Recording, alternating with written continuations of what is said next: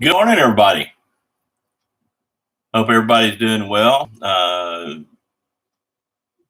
Just getting my normal morning going. I don't know what the deal is. I've been sleeping late, normally up about 3 o'clock. But yesterday, I've been working in the yard and doing other things, and want to take care of myself.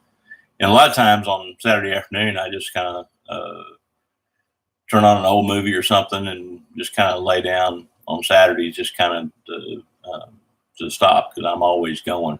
You wouldn't know it to look at me because I'm big as a house, but I get a lot of exercise and move around quite a bit. And I'm very limber, but since my wife is such a good cook, I've uh,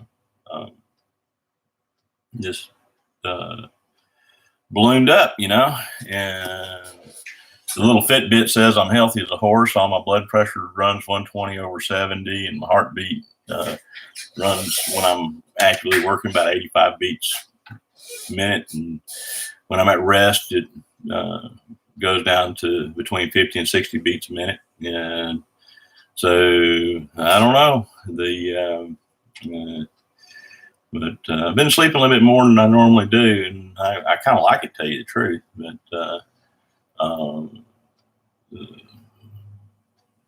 slept in this morning. So anyway, I've had a lot of work to get done. Got my little chores done at normal time. So now I'm back to my playtime. This is my playtime. I really love playing. Yesterday, this is the topic is batteries. And when I started playing with the Bedini wheel and stuff,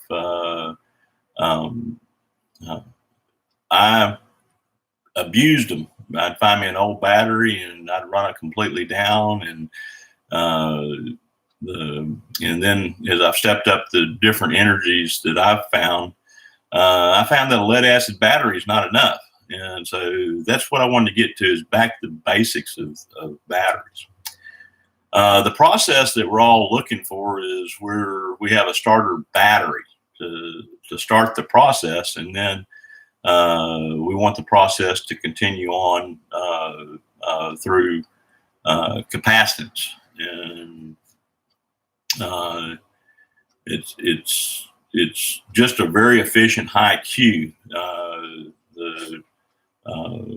Every time I think, wow, okay, this is a run from now on, I run into a wall. So it's not free energy. However, you can make energy stretch out for a long time with the systems that we're using. High voltage is the key. And when I ran across a little capacitor set up off of a 110 and the amperage that it draws, that gave me a whole new light bulb to go off with different processes that we can use to stretch out our run times. And that's all you're doing. You're stretching out the capability of the runtime. Most batteries, 12-volt batteries, they operate very well between 12 and a half, 12.7 volts down to about 11.2. And that's supposed to be the full capacity of the battery that you're using up. Okay. And that works for the world of automobiles, where you have a generator running, and boats, deep cycle trolling motors and things like that. Although back in the day, before they got the smart trolling motors, I used to run them all the way down. I mean, where that the prop would just barely be turning, on a troll motor, and run them back up. And but we're shifting gears. We're changing into another paradigm. And so getting back to the basic of batteries, I'm saying that, the batteries that we need are not out there. I mean, they are out there, but I'm leaning more towards the iron nickel type batteries. And the great thing about it is nickel is just stainless steel. And I'm leaning towards more alkaline battery where I have the ability to handle the voltage. And it's all about voltage and returning that voltage back to frequency. So that's where I'm going. So there's so many people out there. The first one I saw was Terrell Campanidis, a Russian, and he hit it with a battery and started the process and was pumping energy from the ground. And if you look up the Campanidis stuff, he physicist that figured it out. The Akula is another one. It's AK. They started their processes and then don't need the batteries. So the supercapacitors, a lot of people working with that. The quantum magnetics, he's got a version of what I believe to be a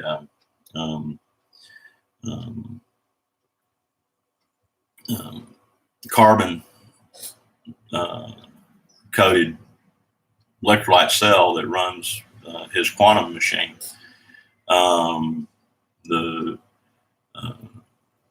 But like I said, the pulling the energy from the ether, from the ground, finding those potentials and making those potentials work for you. It's not free. It's the sun that does it all, and we know from Eric Dollar's work that the sun is just a converter. So but we're seeing incredible things happen. I hope you enjoy my series that I worked with yesterday. I was doing yard work and other things outside. Really had a great day, and back and forth playing with my battery. I'm reconditioned for a buddy of mine who wants to get back fishing again. He had a rotator cuff surgery and he's healing up. And when he got back, he said, "I want to be able to go fishing." I said, "Well, I'll tell you what, I'll find you a battery where you don't have that expense." And that's a battery that I'm working on getting into hot battery. Been bringing batteries back for a long time. It just takes time. You don't just focus on it. You just run your little test and do things. I'm always very careful doing these type processes around batteries because you are developing hydrogen, and let the batteries rest because when you least expect it, I have seen some of them guns explode. Okay, and that's the reason I do that type of work, reconditioning battery. Make sure you don't hook it up to any piece of equipment like in a car. Don't make sure you got both terminals disconnected because you have a potential there of blowing out a lot of circuits, costing yourself a lot of money. So that's just common sense, I would think. But I always try to be overprotective. Anything I post, when you're professional in doing things, the risk, and but I always show overkill, on anything I do. Am I really like that? Yeah, even around rocket fuels and things like that, when the other guys are right there up next to it, I know what the potential is. I get the hell away from it. And had lots of close calls. I mean, I've launched rockets and had those suckers come right back at me, and in those technologies. So yeah, anything can happen, especially when it's man-made. So my theory is find out where the edge is and back it off 25% when you're demonstrating it. and especially if somebody else is involved with it. So, want to talk to you about batteries. My series of desulfation is one thing, but to be honest with you, the Newman motor, where he used little 9-volt batteries, got his capacitors up, reconverted that energy with transformers, and fed it back into the Eureka machine. We understand those processes. They've been around for a long time. It's just getting ahead of the voltages, entering them at the right time, and getting those done. The thing I have found is that the larger the scale, the better you can handle these energies. So a lot of times when you're working right there on the bench, you don't realize that you're messing with the scalability. And that's the reason that when I talk to people, I tell them, when you build your model up, I base everything I do right off the protractors, and that way when you scale it up, you've got all the information you need right there. So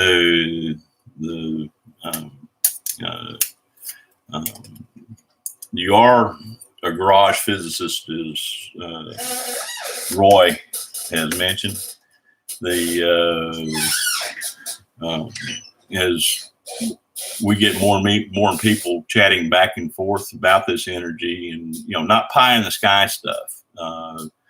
The thing is, if I do something, I want somebody to be able to duplicate my work. Yes, I do have some things that are a little bit proprietary. My intent is not to make money off this. I'm kind of like, this is information that needs to be out there, but yes, there are some things that are proprietary as far as complete package.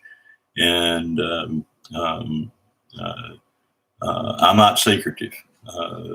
My deal is that I want people to learn more and more about this technology. I think it's the wave of the future, and I think it's as electric cars come out, electric airplanes, electric boats. It's a whole new opportunity to do things a little bit differently than we've always done, and that's the whole point of this. Is there is a change of paradigm that we are working with, and,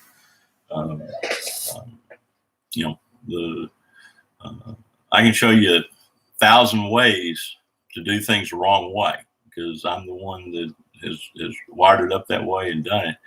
And when I finally find the right way, man, I'm glad to share it. And appreciate each and every one of you that we're talking back and forth, emailing back and forth, texting back and forth.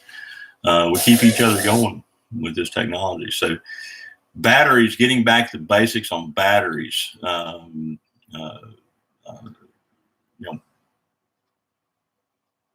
aluminum,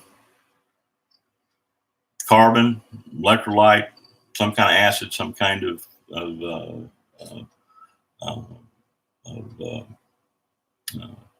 base alkaline product. Murray does a great job of showing all the different batteries and cells, and those are easy to do in the lab. It's when you get the right combination. One of the batteries that I'm working on, and I'll start showing you more of my lab work. I've got my lab set up on the other side of the house outside, and I've been shut down from there because we've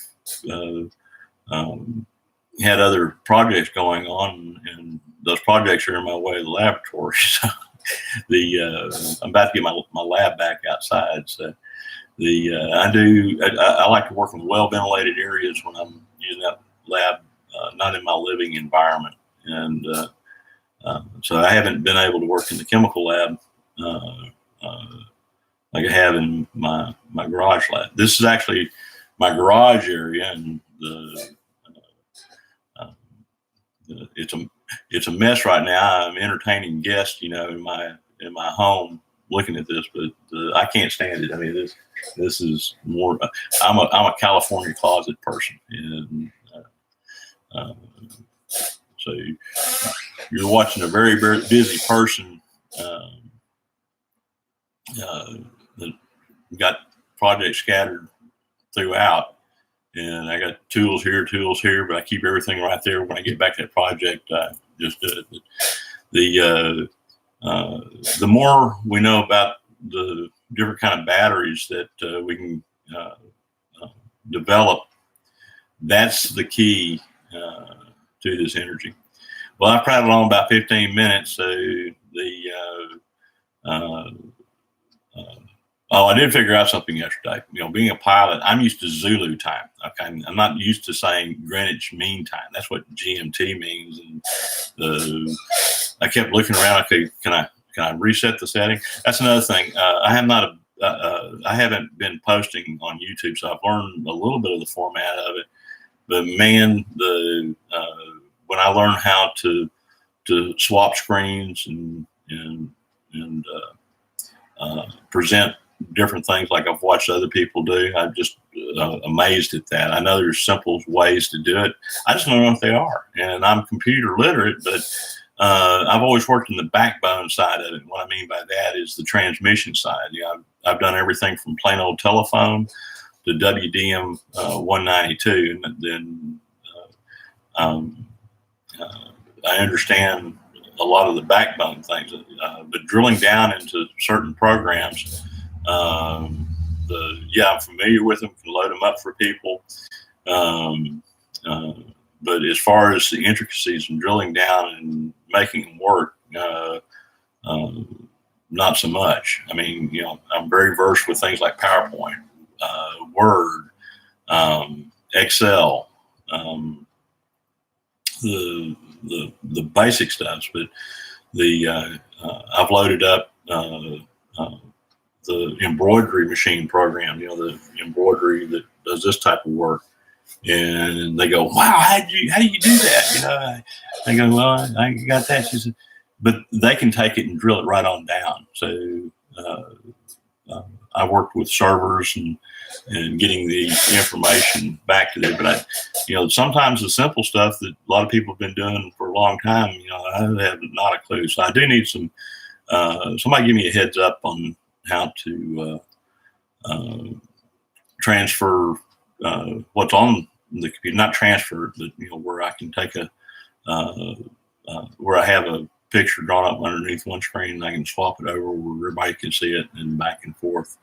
I've become a Macintosh person. I've worked with Windows, swap back and forth. I worked with Fortran back in the day, COBOL, of course, Unix, which is the backbone of the whole telephone system and everything.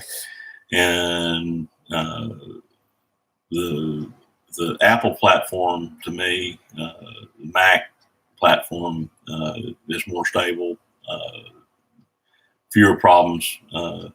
But the Windows, I wanted to know everything how it worked. So, I started with DOS and came all the way up through those areas and beta tested everything in between as far as the operating system. But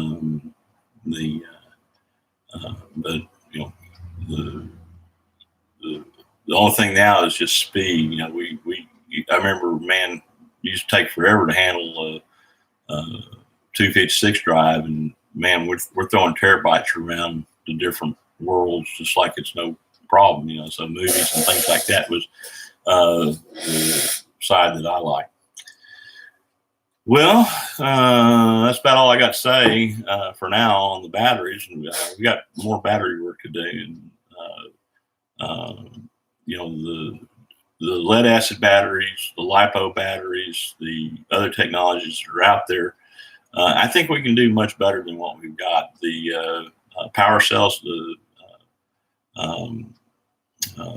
it's all a simple process. It's just learning how to be more efficient with our batteries and the type of electrolytes that we're using. And I think we can get much longer run time, quicker charge times. I like the idea of being able to basically, for recharge, instead of waiting hours to recharge it, that we, build up a voltage potential and pop it, zap, and have a battery charge to full capacity within 30 seconds. So those are the type of technologies that I'm looking for in the battery side of it. So some of you guys are just amazing to me of what you've been doing. Been watching a lot of you for years, and finally decided to become a YouTube poster. So I'm just like everybody else.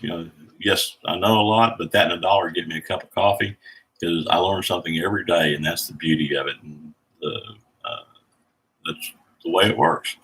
So you guys have a blessed day. Hope you're having a great 4th of July weekend. I hope you're having fun, because I've been having a ball. And I work hard, I play hard. And man, there's just so many guys out there that are just so kind. And,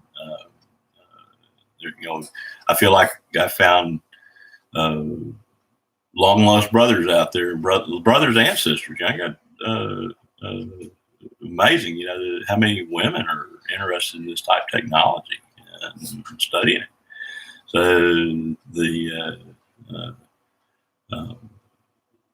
just having fun beginning to do this. And about a year ago, I decided, well, I'm going to start sharing and share the best I could. And I'm really a shy person on camera, and I was just kind of I'm a one-on-one person, talking to crowds.